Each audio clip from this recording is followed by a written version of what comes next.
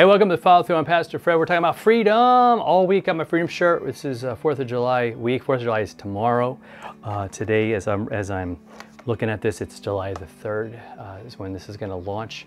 And I said yesterday we kind of get the wrong idea about freedom as being kind of a free-for-all. And sometimes when we look at ourselves, we look at our issues, and we can be left feeling hopeless. Yeah, I mean, like we are just trapped. There's no way out. How can we be free? I want you to just take a second.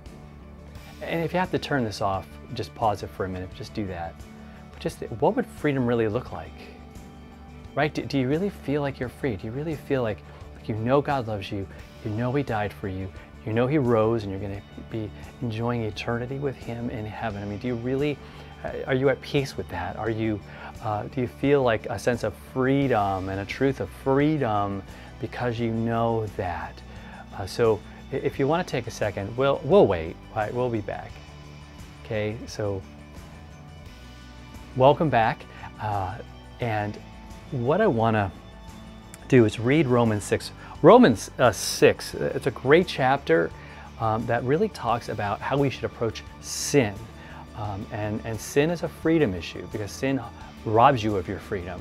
Sin slaps cuffs on you, right? It puts you into a prison. That's what sin does. That's its job. All it does is accuse and say you're wrong and say you're evil and say God doesn't love you. That's what sin tries to do. And so we face it as this enemy that it is, as the root cause that it is of so many things. But here's the freedom. Paul says in Romans 6:14 and 15, he says, "For sin will have no dominion over you." Why? Because you've died to sin, he says earlier. You were baptized into Christ, baptized into His death and resurrection.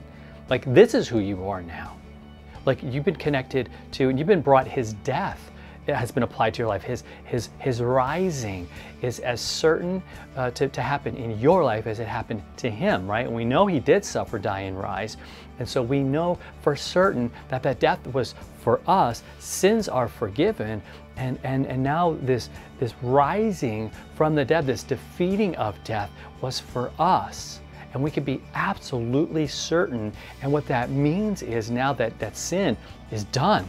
It's been destroyed. Its power has been taken away. Its victory has been taken away. It no longer rules you, right? And he says, look, this is the way it is. If you every day wake up and say, you know what, Lord, I'm going to serve you. Lord, I want my hands to work for you. I want my eyes to see what you would have them see, my mouth to speak your truth, my ears to hear your truth, my feet to walk to where the people that need my help are and where there's going to be life and worship and hope and all of that. What's going to happen is sin's not going to have dominion over you. Why? Because you're not under law, but you're under grace.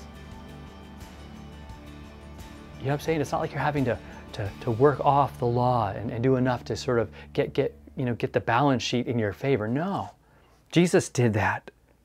So he says, what then? So should we sin because we're not under the law but under grace? By no means.